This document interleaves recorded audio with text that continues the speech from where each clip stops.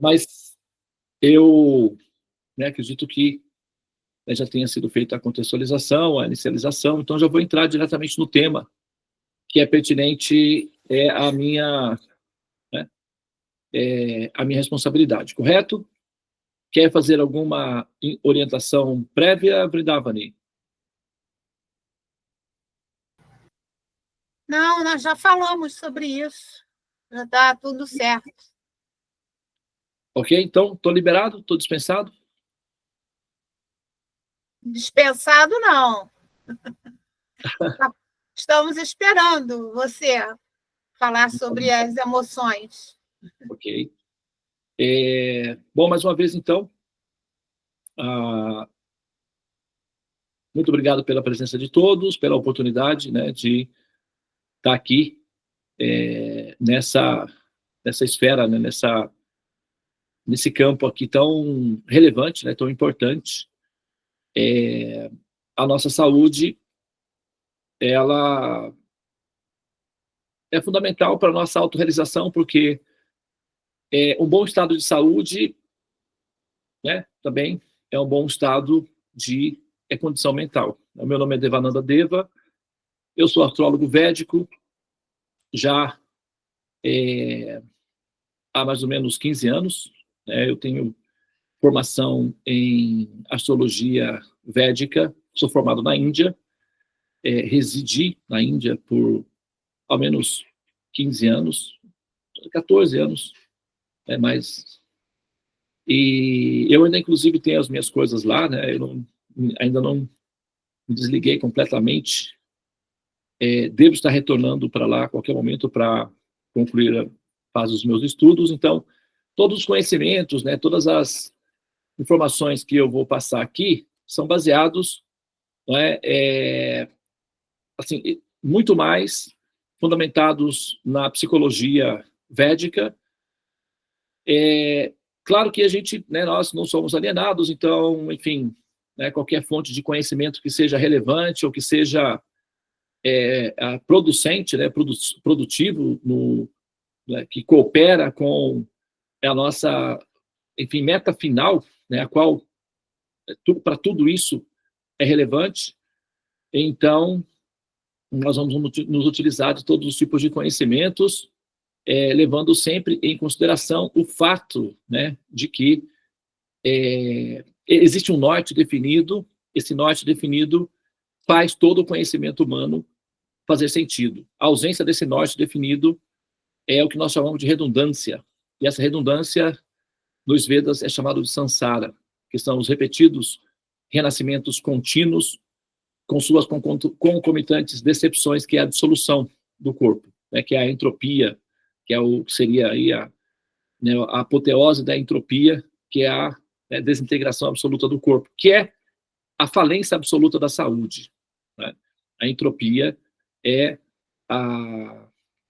né, um dos componentes que justificam a decadência da saúde, ou o colapso da saúde, que é o que nós chamamos de entropia, ou doenças. Né? Bom, então, fui convidado para falar sobre saúde, né, qual a função da mente, qual a interferência da mente, ou qual a relação que a mente tem com a saúde. Não vou, de forma alguma, parecer aqui, ou tentar aqui utilizar esse recurso que, a meu ver, não procede, de absolutizar a mente como sendo responsável, né, pelas doenças do corpo. Eu não vou entrar por essa linha, porque seria ingenuidade pensar assim, porque nós estaríamos desconsiderando os fatores genéticos, por exemplo, né? E pessoas nascem com problemas genéticos, e isso não tem a ver necessariamente com uma disfunção mental, né, ou com uma desorganização mental, ou com uma indisposição mental que gera problemas de saúde. É um fato que a mente é um dos componentes que geram sofrimentos, que nós chamamos de saúde. São 3 os componentes que geram esse efeito, chamados em sânscrito de kleshas, né? São kleshas. Adhyatmika, Adi adi-atmika kleshas, adi-bhautika kleshas, ou adi-deivika, ou adi-daivika kleshas. Então, adi-daivika, ou de deva, ou adi-deva kleshas, que significa adi, não que é a prioridade, ou que é primeiro, que vindo, né, que é autoridade, né, que é predominante.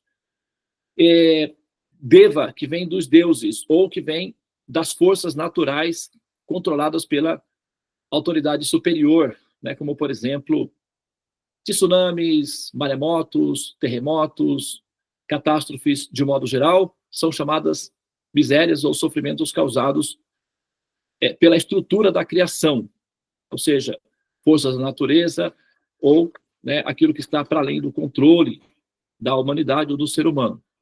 Meteoros, por exemplo. Né? E adibáltica, né, aí já são sofrimentos ou doenças, eventualmente, causados por elementos externos ou entidades vivas externas, vírus, bactérias, enfim, né, lobos, tigres, animais peçonhentos, predadores que atacam os seres humanos, os matam e os devoram.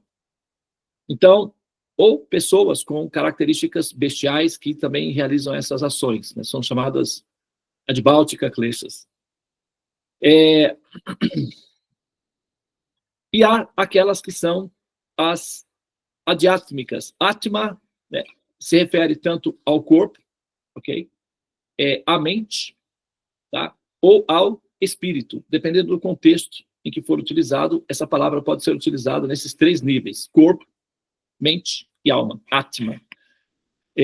No conhecimento védico, há sempre 3 níveis de compreensão, 3 níveis de entendimento: Kanishta, iniciante, né? Madhyama, aqueles que estão a meio caminho, ou que estão aprendizes já, que conseguem, são autolimpantes, né? Ou são autodidatas, aqueles que aprendem por si mesmos já, né? Não são tão dependentes de que outros ensinem, eles são pesquisadores.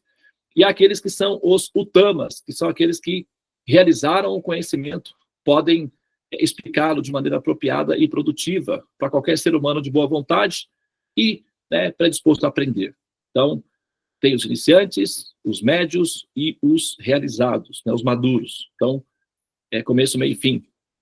E, assim também, quando nós nos referimos à interferência da mente na saúde, nós estamos falando de apenas, né, nós estamos falando de um dos elementos que compõem o conjunto das variantes que podem gerar problemas que afetam o corpo, tá? Então, eu não vou absolutizar o poder da mente sobre a saúde, tá? Entretanto, também não vou subestimar a capacidade que a mente tem, né, de produzir tanto doenças quanto curas. Assim, da mesma forma, na Bhagavad Gita, o Supremo Senhor, Sri Krishna, ele dá uma orientação. Bhagavad Gita, para quem não conhece, ou para quem não está familiarizado com o termo, Bhagavad Gita é um livro, né, extremamente valioso para a humanidade, é um livro de conhecimento, um manual prático de orientação para os seres humanos predispostos à evolução.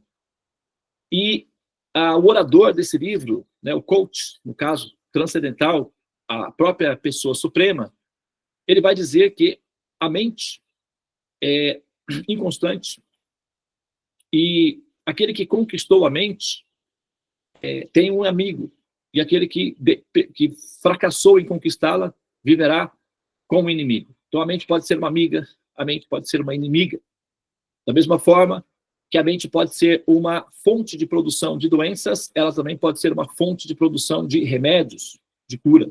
Depende de como ela é programada para funcionar ou de como ela é educada para funcionar, né? Tem pessoas... E há também... Agora, a mente... Nós temos que entender, primeiramente, como funciona a mente, né? Qual é a posição dela dentro do contexto, para então falar sobre os efeitos colaterais de um descontrole da mente ou de uma falta de familiaridade com a utilização desse equipamento, dessa estrutura da nossa consciência, que é a mente. Então, a mente, ela tem né, ela tem os seus 3 níveis também. Tá? Ela tem o nível que é a mente consciente, que é o racional, chamado racional crítico, né, que é quando você decide se vai tomar sorvete ou se você vai tomar um suco natural, ou quem sabe um refrigerante. Então, isso é a mente racional crítica, que é a sua capacidade imediata de interagir com o mundo externo.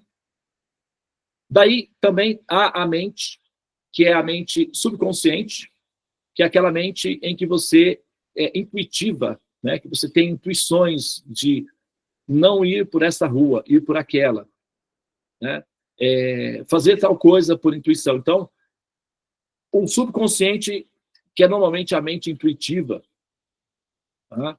E ainda aquela que é a mente do inconsciente, aquela que só pode ser acessada através de processos de garimpagem bastante, né, por um processo de arqueologia, né, psicológica, que não é uma coisa tão simples de ser reconstituída, porque fica no passado remoto. Por exemplo, os arqueólogos, quando tem que reconstituir um dinossauro, sei lá, qualquer um pote de barro, enfim, um objeto que seja, eles precisam, né, de muito tempo para conseguir retomar ou refazer aquele trajeto, aquele ambiente ali. Eventualmente se consegue. Com a mente inconsciente também é da mesma forma. É preciso de um profissional capacitado, experiente, capaz de fazer a reconstituição desses remanentes, desses resíduos, desses cacos do passado, né? Então, é a mente inconsciente. A mente inconsciente, ela, apesar de, né, assim, parecer ser relevante, ela, na verdade, ela exerce uma influência bastante rarefeita. Tá? A mente subconsciente ela é mais atuante que a mente inconsciente. Por exemplo, os efeitos da Revolução Industrial é muito mais presente nas nossas vidas do que os produtos, né, criados na Idade do Bronze, por exemplo. Porque a Revolução Industrial espalhou o aço e o ferro ao redor da humanidade e, com isso, nós conseguimos, né, produção de eletricidade, ferrovias, aeroportos, aviões, etc. Então, a Revolução Industrial que aconteceu no final do século XIX é muito mais relevante e atuante nas nossas vidas que a reconquista da Escócia pela Inglaterra na Idade Média. Tá? Então, só estou dando uma metáfora aqui, ok? Apesar de que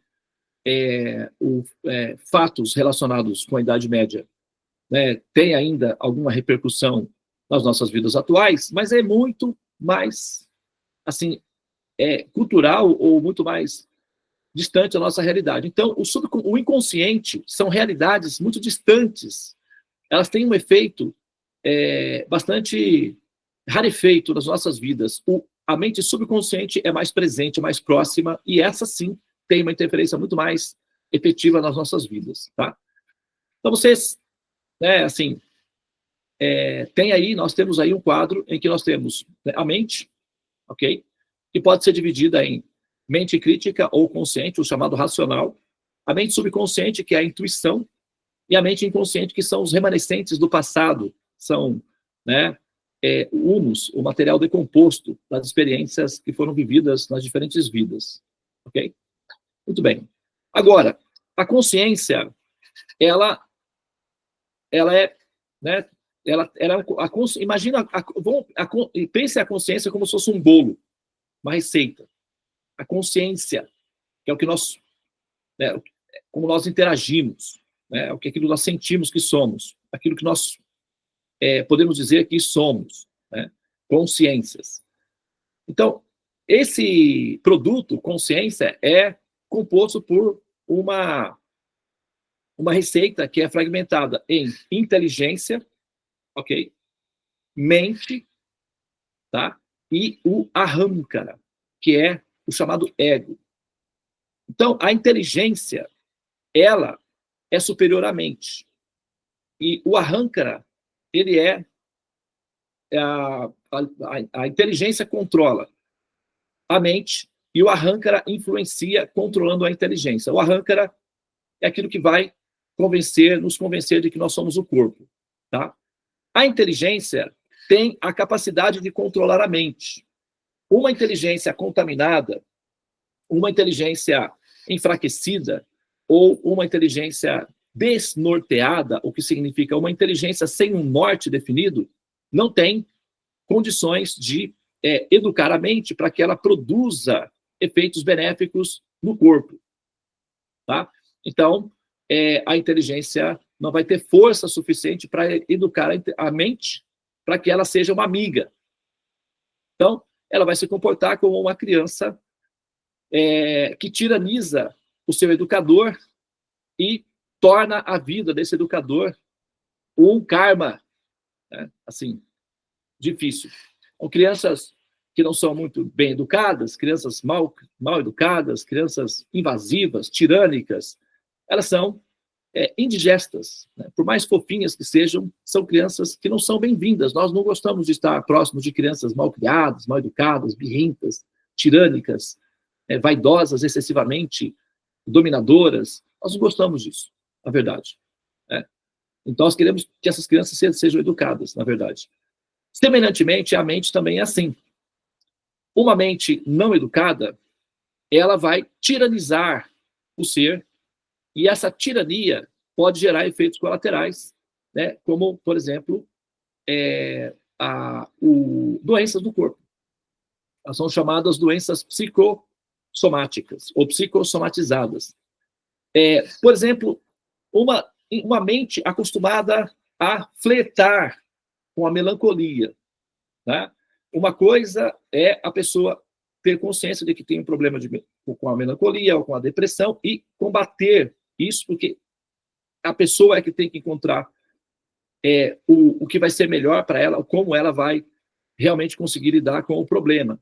Quem tem o problema da depressão pode receber uma assistência, um auxílio, mas ela não pode, nenhuma pessoa de fora realmente consegue resolver o problema dela, que é a partir dela mesma, inclusive pessoas que têm problemas com a depressão, nem gostam muito de conselhos, né? Como, vai à luta, levanta, não sei, faz isso e tal, vamos jogar futebol.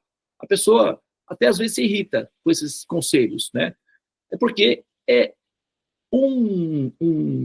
uma atitude que parte internamente. A pessoa tem que encontrar ela mesma o recurso. E isso depende da boa vontade, da predisposição desse ser de combater essa doença, que é um problema interno.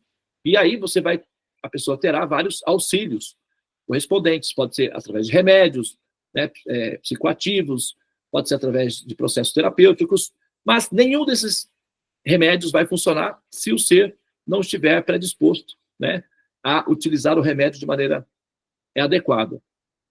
Então, a pessoa que, né, negligencia a sua própria saúde mental, a sua saúde emocional, é certamente, né, aquela pessoa que terá maiores riscos de desenvolver problemas físicos como consequência de uma desordem ou de uma desregularização interna ou emocional, ou chamada mental. Por exemplo, uma pessoa que não tem uma disciplina na alimentação pode eventualmente ficar obeso, uma pessoa que não faz exercício, sedentária, pode ter problemas de coração e tal, diabetes, e tudo como consequência do sedentarismo.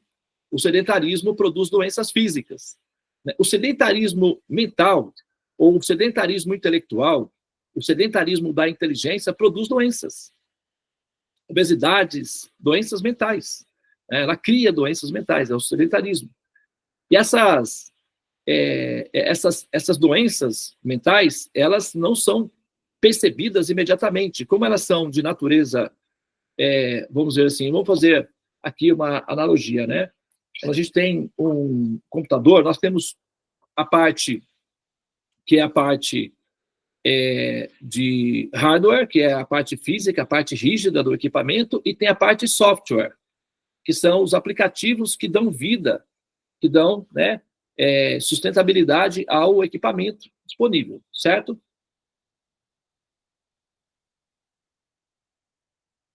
Semelhantemente, nós temos o corpo, que é a parte rígida, a parte hardware, e a mente, que é a parte software. Ok? Então, a parte software é responsável pela ordem regular do equipamento. Agora, supomos que esse software esteja atacado por um vírus, né? Por um, sabe, né? Por um, enfim, né? Algum problema técnico ali.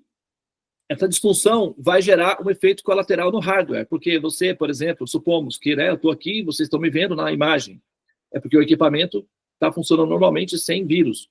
Mas supomos que eu tenho vírus no software da imagem, do drive, né, da imagem do equipamento. Aí você já não pode mais me ver. Né? Então, problemas de natureza software afetam a parte hardware. Então, algumas doenças chamadas psicossomáticas, inclusive, essa palavra psique, né, do grego, que significa alma, ok? Psique significa alma. E a psicologia, que vem do logos, do inglês, né, do grego logos, que significa lógica, a palavra lógica é uma derivação de logos. Né? Logo, né, cogito ergo sum, logo, que significa lógico ou racional, então psicólogo, ou seja, aquele que raciocina a natureza da alma, ou aquele que estuda a natureza da alma, através do estudo da mente, etc. Então, psicólogo ou psicologia, ou soma, que significa a lua, em sânscrito. Soma é uma palavra em sânscrito, é uma palavra sânscrita. Tá? Então, inclusive, tem a chamada bebida dos deuses, que é somarasa, a bebida dos deuses, o somarasa. Então, soma significa aquilo que expande, tá? Então, soma se refere à Lua. A Lua exerce influência sobre as águas, ok? No planeta Terra, do ponto de vista da gravidade. Inclusive, a Terra ela não é circunférica absolutamente, ela tem, no Equador, ela tem uma leve saliênciazinha, é como se fosse uma mulher grávida de 3 meses.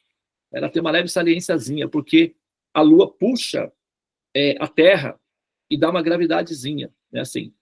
A Lua exerce uma pressão sobre as águas do planeta Terra, e as águas têm a qualidade de expandir as qualidades. Por exemplo, se você pega um copo com água e você coloca uma gota de corante vermelho, essa água tende a avermelhar-se, e se esse corante tiver perfume, tende também a ficar perfumada, e se o corante tiver sabor, tende a ficar também saborizada. Então, a água expande as qualidades. Né? Então, se você tem uma gotinha, de repente você tem um copo. Né? Isso é expansão. Então, as águas têm o poder de expandir. Tá? E isso significa somar. Você adiciona. Somar significa adicionar, né, alguma coisa.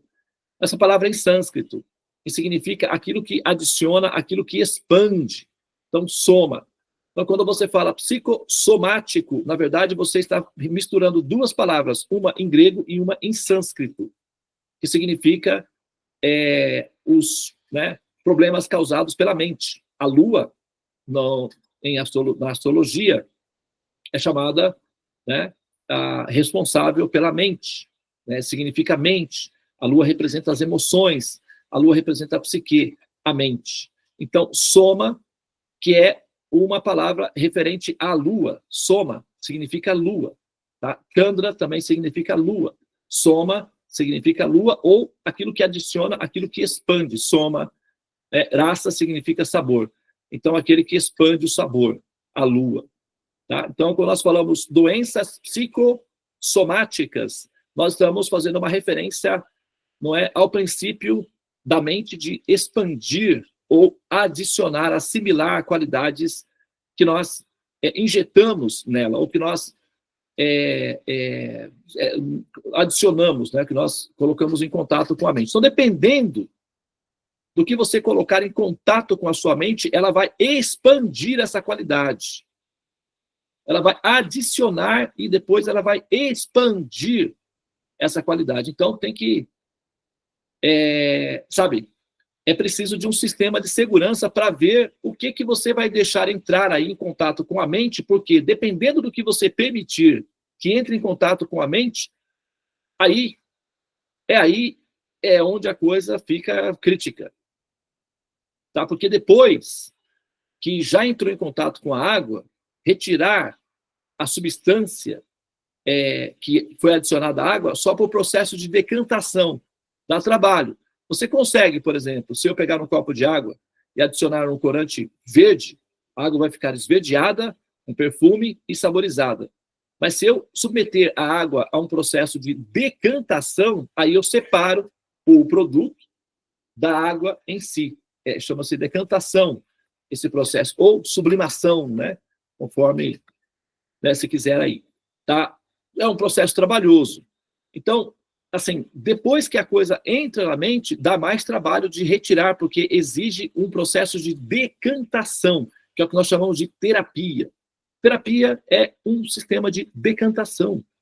Para quê? Para tirar as substâncias venenosas que te destroem, que te maltratam, né, que te causam doença. Então, a pessoa se submete a uma terapia. E o que significa isso? Decantação.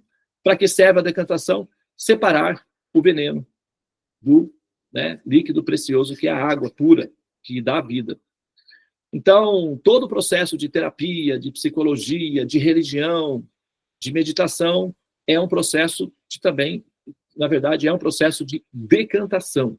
Assim como nós pegamos, se vocês se lembram lá, né, na aula de ciência, lá no colégio, então a gente fazia a decantação da água, né? Colocava aqui com calor, e a água vaporizava, ia gotejando lá do outro lado, lá, saía lá do outro lado, depois de passar por vários sisteminhas, né? A água cristalina, lá do outro lado. Então, isso é decantação. Dá um pouquinho de trabalho, a gente tinha que ficar ali e tal, esperar no outro dia, aquela coisa toda. É assim também. Então, terapia, por exemplo, às vezes a pessoa precisa de 10 anos, sei lá, 20 anos, para conseguir extrair de dentro de si um trauma, que é um veneno, né, que a pessoa carrega consigo e fica experimentando ali. Então, dependendo de um tipo de produto que entra em contato com a mente, ela vai ficar metabolizando esse produto na mente e automaticamente, como ela é software, ela pode afetar hardware, que é quando se fala que, né, o corpo grita, o corpo pede socorro, o corpo dá os primeiros sinais, né, de socorro. Então, a pessoa vai, por exemplo, tem uma alergia, né, tem uma rinite, sei lá, alguma coisa assim, e vai no médico, não tem nada, né, dor de cabeça, vai no médico, faz isso, faz aquilo, não tem nada. Por quê? Os exames médicos vão atestar a parte hardware. Ele não vai identificar efeitos ou interferências no aspecto software.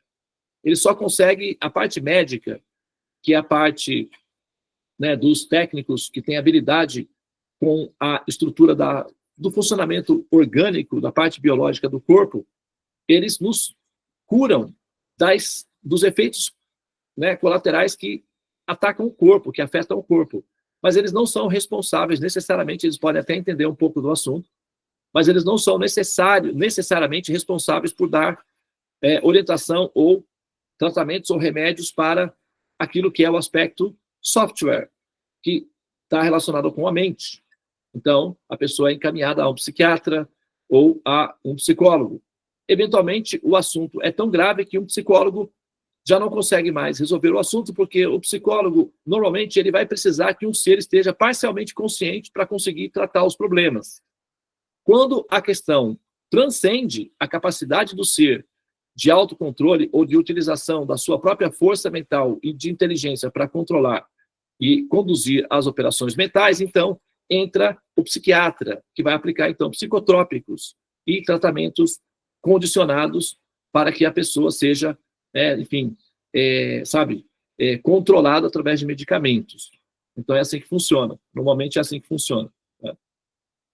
Por isso, o tratamento, a mente, o tratamento com a mente, ele funciona muito mais quando ele é um tratamento preventivo do que um tratamento emergencial ou invasivo. Tá? Os Vedas, né, os sábios, eles já sabem disso, eles estão sabendo como é que funciona o mecanismo, a questão, né, do problema da dificuldade que o ser humano tem de lidar com o assunto da mente. Então, o que é oferecido dentro do contexto, já levando em consideração essa dificuldade que o ser vai ter para lidar com esses problemas. Por exemplo, vamos colocar aqui, né, vamos partir do princípio de que haja Deus. Não estou, tá, assim, exigindo isso daí de ninguém, tá bom? Não é necessário também, dentro desse contexto, vamos só colocar como hipótese, tá? Vamos partir do princípio de que haja Deus como hipótese, meramente, tá? Então vamos agora olhar o corpo humano e verificar, porque nós estamos falando da mente, então nós estamos falando necessariamente também do funcionamento do sistema nervoso central, que recebe os sinais elétricos que chegam até a mente. O sistema nervoso central. O sistema nervoso central, ele coordena todas as funções de sensibilidade, de recepção de sinais no corpo. Agora, no corpo, a maior quantidade de terminações nervosas fica em qual parte do corpo? Se você fosse Deus, hipoteticamente, onde você colocaria a maior quantidade de terminações nervosas para captar, para receber sinais? Nos olhos, no rosto, nas mãos, no peito? Em qual parte do corpo você colocaria uma grande quantidade, concentraria ou reuniria a maior quantidade de terminações nervosas? No corpo humano está na sola dos pés. E por que se nós fôssemos Deus, por que nós faríamos isso? Por que nós colocaríamos a maior quantidade de terminações nervosas nas solas dos pés? Será que aquele esqueminha que a gente faz em casa, eventualmente, que sobrou uma sujeirinha, a gente levanta o tapete e manda para debaixo do tapete, para ninguém ver? Será que foi isso que Deus fez? Ah, não, ninguém está vendo, coloca embaixo na sola dos pés, que ninguém vai reclamar, não vai, sobrou, né? É residual, então joga lá mesmo, ninguém vai ver. Será que é isso? Não, a gente vê que o corpo é tão racional, né? Tão meticulosamente inteligente, tão bem funcional em todas as diretrizes, né? Então, vamos partir desse princípio de que não é residual, que é estratégico, é inteligente. Olha só, a Terra é uma rocha, ok? Então, a Terra é uma rocha. E rocha, no centro da Terra, é magma, ou seja, ferro derretido. E como a Terra está em movimento de rotação e translação, esse magma, né, esse ferro derretido, ele fica girando lá dentro. E ao girar, ele produz correntes elétricas, o eletromagnetismo. Ok? Inclusive, os ímãs são retirados, né, das pedras, que é ferro, basicamente, né, e tem bastante eletromagnetismo que é produzido a partir daí. Então, a Terra, ela gera, está vendo aqui atrás de mim, está vendo esses raiozinhos que saem dos planetas? Isso é eletromagnetismo, produzido pelo movimento dos magmas no interior dos planetas. Então, esse eletromagnetismo, ele é real, tá? É um fenômeno da física, não é esotérico, não, tá? Não é aquele magnetismo esotérico, ele é um sistema, tá? É físico. E o ser humano, né, ele é um pouquinho nervoso. Não sei se vocês já viram falar, tem pessoas nervosas por aí. Hoje em dia não tem mais quase isso, né? Ano passado tinha muita gente nervosa, assim, que saía por aí, né, assim, fazendo coisas estranhas, né? Felizmente, assim, isso já... Mas antigamente tinha esse tipo de gente, muito nervosa, né? Então, sabe? Agora, na medida em que as pessoas andam, é que agora, atualmente, devido ao efeito colateral da Revolução Industrial e da democratização de bens de consumo, né, as pessoas raramente andam descalças, elas estão bastante emborrachadas. Elas têm sapatos, em casa elas têm sandálias, né, as legítimas brasileirinhas, eu não vou fazer a merchandising aqui, mas todo mundo usa em casa, caiu na graça do povo, mas dentro de casa, ou a pessoa está de meia, ou está de sandália, raramente ela anda descalça, aí depois entra no carro, borracha, os prédios são emborrachados, isolados, a pessoa fica absolutamente isolada do eletromagnetismo direto da Terra. Agora, quando se anda descalço, como tem muitos pontos de recepção de sinais na sola dos pés, Então, nós absorvemos eletromagnetismo da Terra, ou que nós gostamos de falar, né, esotericamente, a energia telúrica, porque a Terra, por ser rochosa, é telúrica, e nós absorvemos esse eletromagnetismo através do ato de andar descalço. Isso gera acupuntura, né? Se faz acupuntura com, né, pequenos choques elétricos. Então, ao caminhar, isso gera microacupuntura numa quantidade grande. Esses impulsos elétricos são todos absorvidos pelo sistema nervoso central, que, então, entende isso como sendo produtivo para a saúde. Então, ele vai gerar hormônios ou descarregar na corrente sanguínea elementos químicos que são benéficos para diferentes funções de tratamentos no corpo. Alguns países na Europa, por exemplo, é muito comum, aqui na América Latina também já tem, fazendas especializadas com caminhos feitos com pedras no chão, assim, estrategicamente colocadas ali, só para que as pessoas andem descalços com um tratamento de saúde, né? Por incrível que pareça. Andar descalço. Porque isso estimula o sistema nervoso central a produzir endorfinas, dopaminas, pequenos índices, me parece, não tenho certeza, de cortisona, que são sistemas de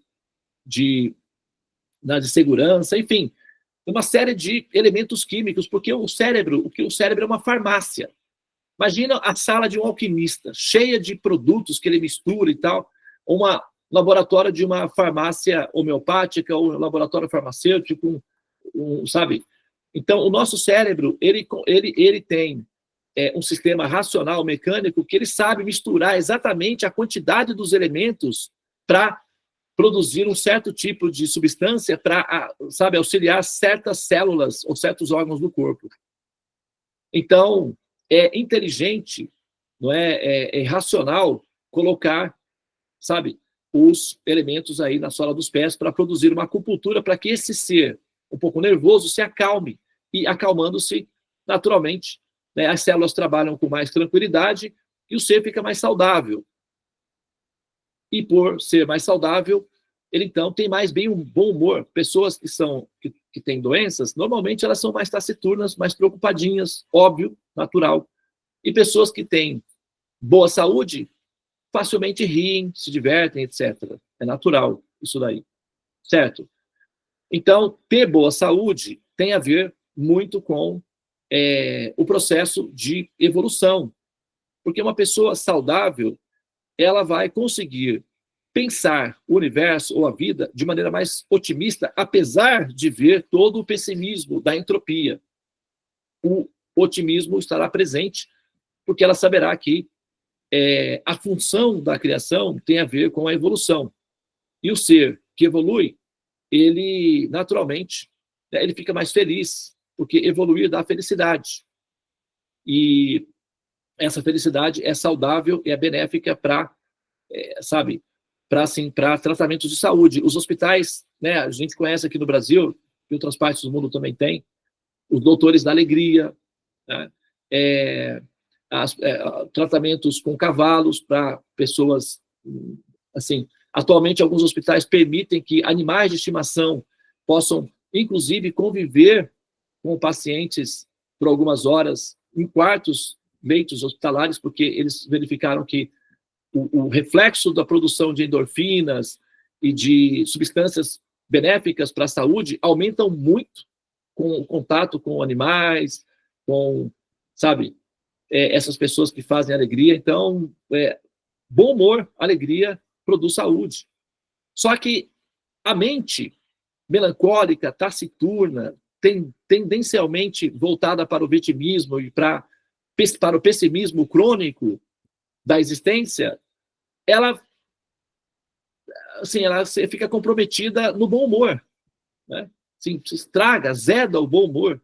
E aí, um local ácido, por exemplo, é fértil para desenvolvimento de células cancerígenas. O sangue ácido, não alcalinizado, como a gente sabe, né? Pelo menos, não sei se eu estou aqui rezando o Pai Nosso para o vigário aí, nesse momento, mas pelo menos a informação que eu tenho, é que o sangue, as células não alcalinizadas, ou com baixo pH de alcalinidade, é um campo fértil para o aparecimento de doenças cancerígenas, né? Então, ácido, sangue ácido, etc. Uma pessoa ácida, uma mente ácida, mal-humorada, ácida, vai dar problema. É uma questão de tempo. Então, os indianos, sempre vem daí, né? Eles inventaram um negócio de ficar rindo, se reunir em grupos para rir, porque isso é tratamento de saúde, vem de terapia de Ayurveda. Ayurveda, Ayur significa longevidade. Veda, né? A verdade que produz longevidade. Longevidade com qualidade. Não adianta a pessoa ter uma vida longa sem qualidade. É um peso. Ter uma vida longa sem qualidade pode ser, inclusive, uma desvantagem, pode ser pesado. Né? Longa vida, muito bom. Ayur, né? A ciência da medicina, dos tratamentos, Veda, a verdade desses tratamentos. Então, Ayurveda, a ciência da longevidade. E a ciência a psicologia védica vai se utilizar da yoga, da meditação, dos mantras, de todos os recursos possíveis para manter a pessoa com uma saúde mental. Porque uma pessoa com saúde mental desenvolve muito menos doenças. É uma estatística. Não que necessariamente não vai adoecer. Isso é uma ingenuidade pensar isso. Atribuir a força positiva, do pensamento positivo e tal, a ausência, a imunidade das doenças. É uma ingenuidade pensar assim, até uma certa, né, assim, pensamento bastante raso. Claro que pode acontecer, mas porque tem fatores genéticos, tem outros fatores externos. Mas que é um fato que pessoas mais bem-humoradas, por exemplo, pessoas que riem mais, vivem mais. Porque as mulheres vivem 10 anos mais que os homens normalmente. Elas riem mais, se divertem mais. E, logicamente, elas vivem mais. Porque elas produzem mais endorfinas, mais sensações de prazer, elas desfrutam de pequenos prazeres que os homens tá fora do radar. E aí, o que acontece? Elas vivem mais. Os homens se suicidam mais, por exemplo. Não sei nem se pode falar essa palavra aqui, porque está sendo... Né? Mas os homens desistem muito mais que as mulheres. O índice é de, para cada 10, 7 são homens. A falta de bom humor, ou a presença do mau humor, da rigidez, da ansiedade, da tensão, a falta de caminhar descalço, acordar cedo, hábitos noturnos, notívagos, tudo isso produz doenças mentais, acidez mental, e a consequência é que o corpo vai, naturalmente, né, afora tudo que já foi falado aqui, o tipo de alimentação, processados, sabe, que também contribuem para esse aceleramento aí. Mas todo o processo consiste em prevenção. Então, meditação, orações, hábitos regulares de acordar e dormir, sabe, caminhadas na natureza, de preferência com os pés descalços. Na praia é um excelente lugar para fazer isso, né? Quem não pode, vai para a roça, ou no jardim mesmo, ou então simplesmente tira o chinelo dentro de casa. Ah, mas a gente sai na rua e traz bactérias para dentro da rua. Ou combina com a família aí, ninguém entra mais de sapato, não traz bactérias da rua para dentro de casa, então. Aí todo mundo pode andar descalço, ao menos dentro de casa, para melhorar um pouco o bom humor coletivo, quem sabe aí a resiliência, né? E diminuir o índice de saúde, ou, aliás, de doenças, ok? Então, vou parar por aqui, que eu acho que eu não sei nem se... Eu acho que cumpri a minha meta aí, né? São 20 horas e 5 minutos.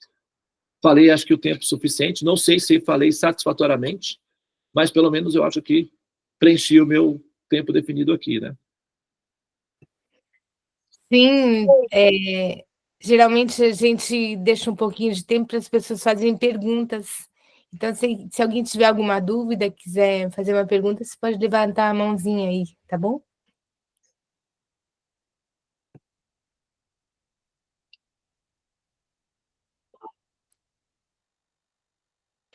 Aí uma pergunta, mãozinha levantada.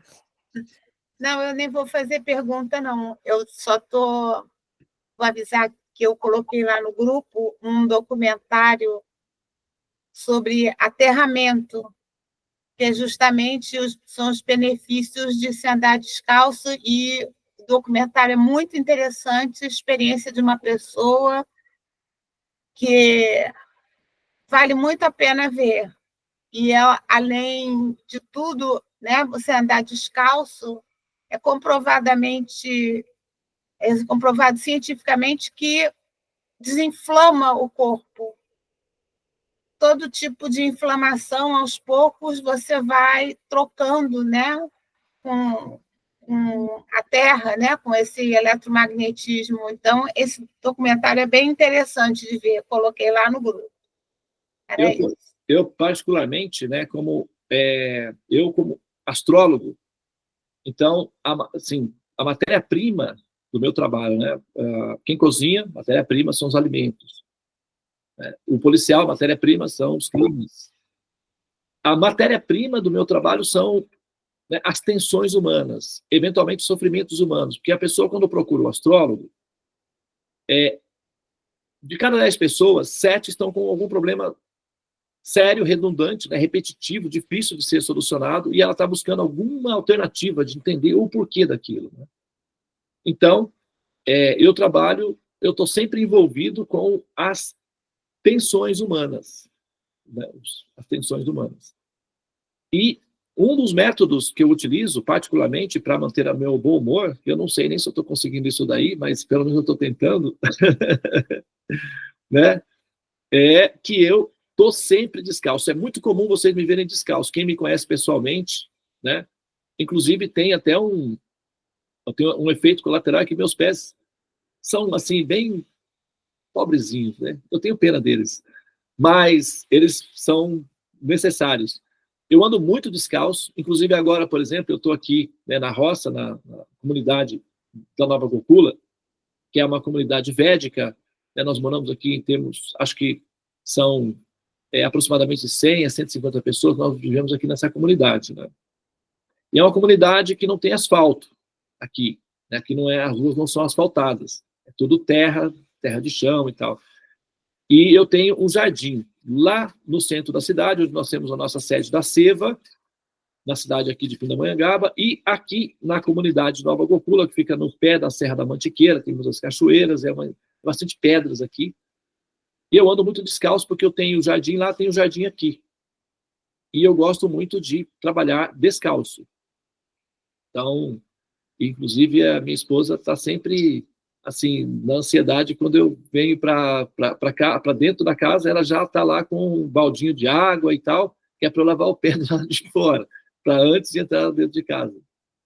E, pois meus pés estão sempre, assim, sujos, mas felizes, porque eu preciso muito de aterramento, de, sabe, optimizar o máximo que eu posso para poder eliminar né, assim, enfim, os excessos das emoções que sobrecarregam o meu sistema operacional em função do meu contato, né, com os sofrimentos dos demais. E isso ajuda muito, muito. Eu não sei o que seria de mim sem meus pés. Acho que eu não conseguiria sair nem do lugar. Pois é. Eu tenho pés, os meus pés são bem amplos. Então, assim, tem ali uma captação de recursos bem, sabe? E eu faço questão de andar na estrada tem pedras, que tem as pedrinhas, melhor ainda. A Hélia quer fazer uma pergunta para você. Ok. Mas também os pés não precisa, assim, não é tão exigente, né? Assim, os das meninas, sim, existe uma fiscalização, um policiamento coletivo. A dos homens passa fora do radar, então eu tô de boa, tô suave. Ok. Pode falar. Oi, Prabhu, licença. Primeiramente, quero agradecer, mas eu acho que a sala dos mantras também levantou a mão, então eu posso esperar. Posso perguntar depois. Não, vai, faz a pergunta. Tá certo.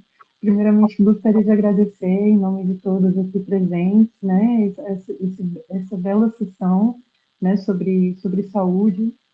O senhor praticamente deu a resposta do que eu ia perguntar agora, né, que a minha pergunta era a principal tática, né, qual é a tática e a principal ferramenta a ser desenvolvida pela mente ao lidar com pessoas desafiadoras, né? O que promove essa decantação? E né, o senhor respondeu que a ferramenta é isso, se o senhor tiver mais dicas, né, para repassar para nós, e agradecer por esse curso lindo e muito feliz de poder fazer parte, agradeço pelo convite de todos.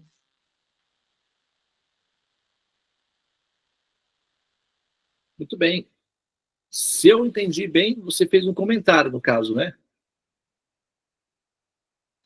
A minha pergunta é principal ferramenta a ser desenvolvida pela nossa mente ao lidar com pessoas desafiadoras, né? O senhor, né, ofereceu também a ferramenta, né, na sua explicação anterior sobre o aterramento.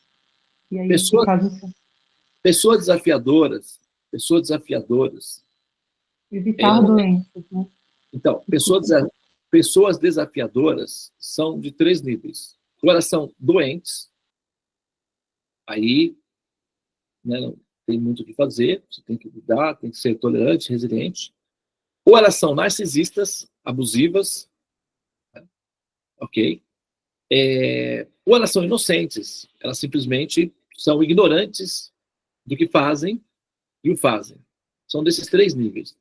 A primeira etapa é identificar qual é a qualidade da pessoa desafiadora. Okay?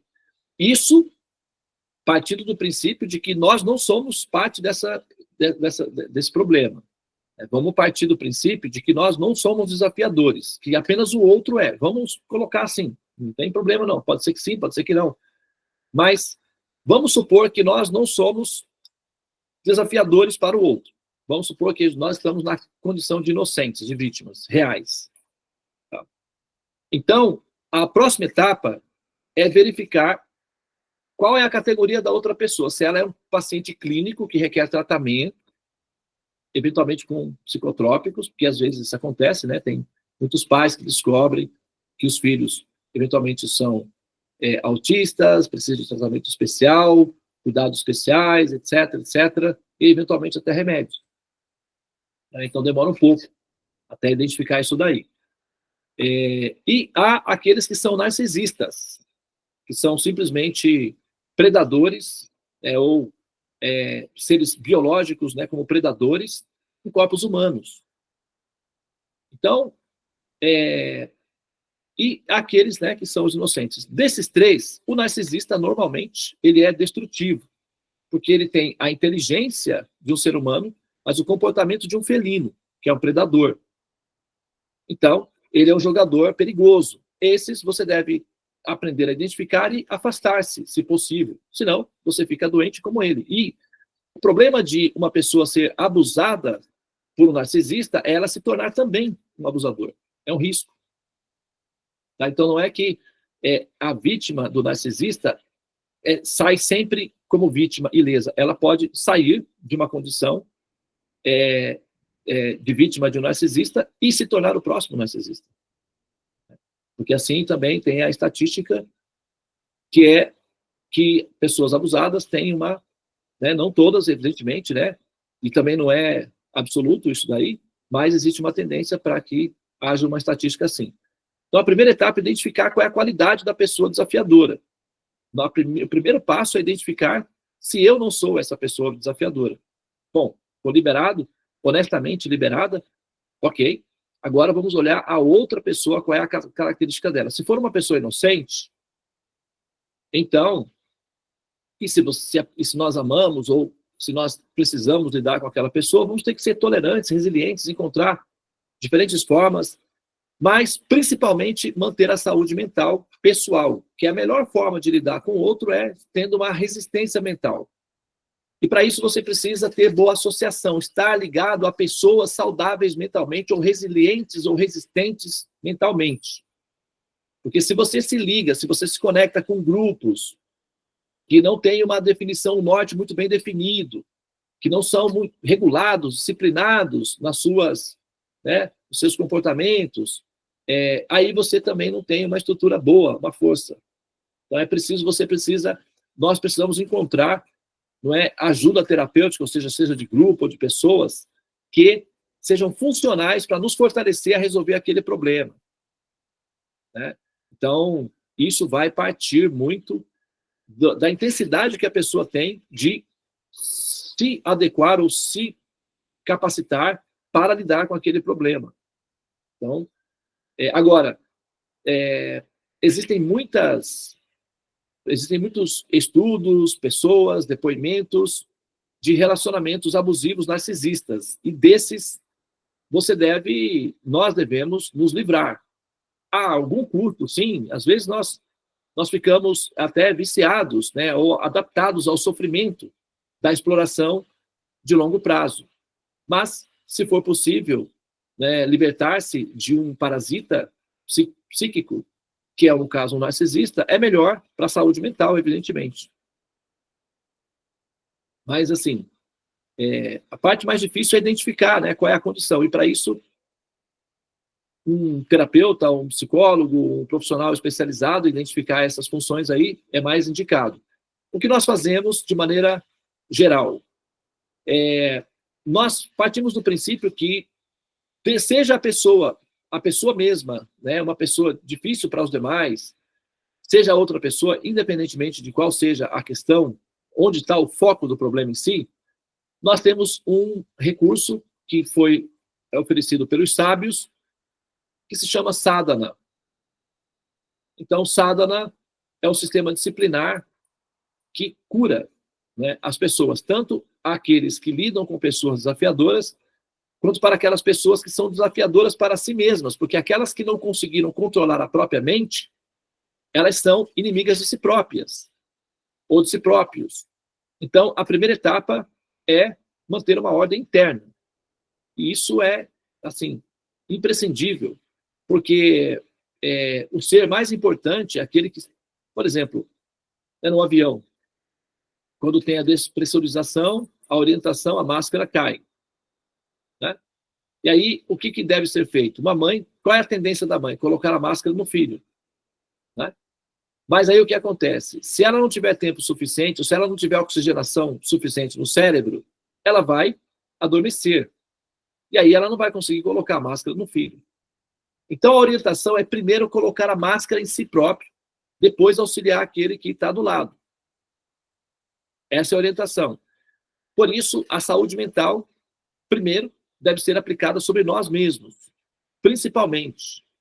E aí, então, vamos ter condições de auxiliar o outro, ou então, livrar-se do outro, né, que pode ser o problema. Se é possível, né, essa liberdade também. Porque a liberdade é uma conquista, né?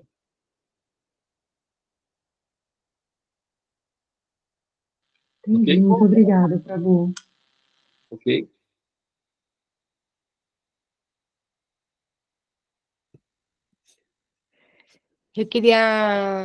Eu gostaria de fazer um depoimento, assim, porque na minha vida tive períodos que eu tive muita ansiedade e medo.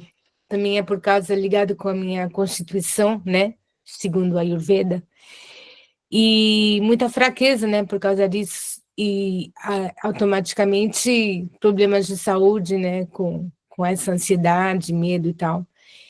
E assim, as ferramentas que mais me ajudaram foram o autoconhecimento através da astrologia, não só a védica, mas a astrologia tropical, me ajudou muito, e também a astrologia védica, muito. E no conhecimento, né, o conhecimento das escrituras, para se autoconhecer, o sadhana, como disciplina para controlar a mente. Isso foi muito, muito potente. Eu vejo, assim, o resultado em mim, né, de melhor em todos os aspectos da vida, né, em todos os diferentes, né, diferentes aspectos.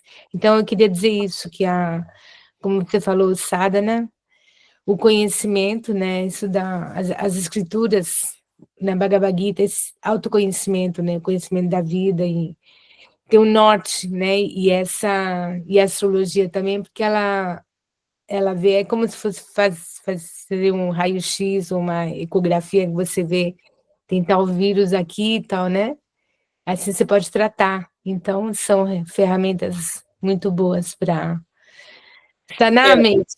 Eu realmente não quis, né, parecer aqui, né, aproveitando aqui, né, o momento, mas como eu sou astrólogo védico, né? Então, a minha especialidade é justamente tratar, né, esses aspectos aí no ser através do mapa. Então, a gente tem os métodos de tratamento, aqueles que já fizeram o mapa comigo e passaram pelo processo dos tratamentos do mapa, né, sabem que existe um modelo, né, antídotos para certos problemas que, às vezes, a pessoa não consegue resolver, porque transcende ao domínio da mente. Tem certas questões que são ainda mais profundas, que é o que nós chamamos de karmas. Então, isso daí requer, né, uma certa atenção. E aí, nesse ponto, é onde entra a especialidade, né, do caso do astrólogo védico. Okay? Assim.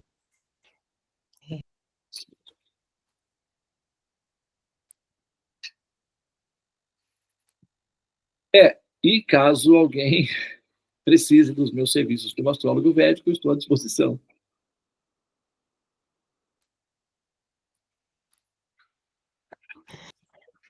Alguém mais gostaria de ter alguma dúvida, alguma pergunta? Eu estou com uma dificuldadezinha técnica aqui, que o meu equipamento vai acabar a bateria a qualquer momento. Eu vou só fechar a câmera aqui, tá, para poder regularizar isso, tá bem? Mas eu estou aqui atento. Ou alguém quer alguma observação, algum comentário, alguma coisa? Então, gente, nós vamos então finalizar aqui. Agradecer demais a contribuição de Devananda Prabhu hoje, com o conhecimento o poder da mente na saúde.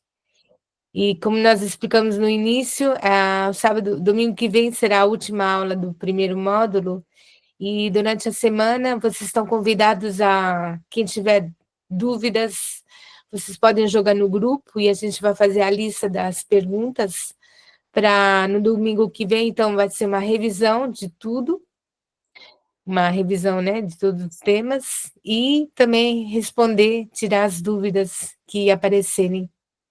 Certo? Vrindavan, você gostaria de acrescentar alguma coisa? Não, querida, é isso mesmo. Vamos nos preparar para domingo que vem.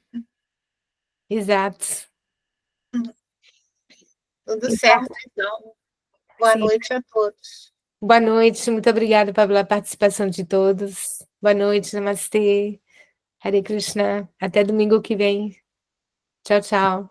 Muito obrigado pelo convite de participar aqui, né, com vocês, nesse movimento, assim, muito bom, como eu, né, estou muito feliz pelo sucesso, né, de vocês, um empreendimento, uma ação, assim, bastante independente e muito, muito, muito necessária.